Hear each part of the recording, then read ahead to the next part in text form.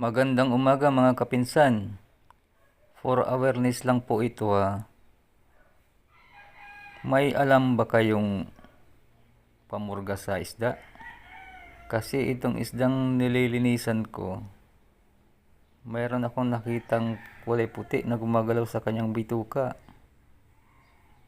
Ayon sa aking mga mata, ito ay isang parang bulati na maliliit. Hindi pa siguro ito napurga. Tingnan nyo.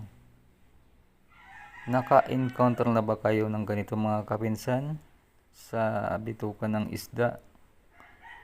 Gurami pala ito mga kapinsan. Isang isdang nakatira sa tubig tabang, karaniwan sa bukid. Safe kaya itong kainin? Nagdalawang isip tuloy akong kainin.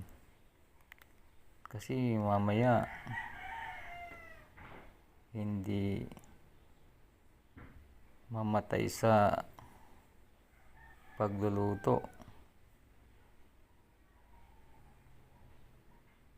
Mahirap na.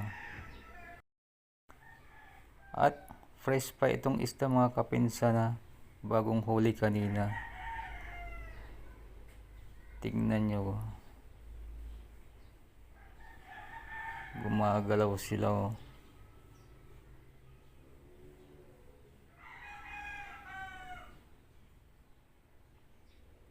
Ayan. Gumalaw din yung isda. Gusto pa yatang bumalik sa tubig. Hanggang dito na lang mga kapinsan. Salamat sa panonood. Ingatan nawa tayo ng Diyos.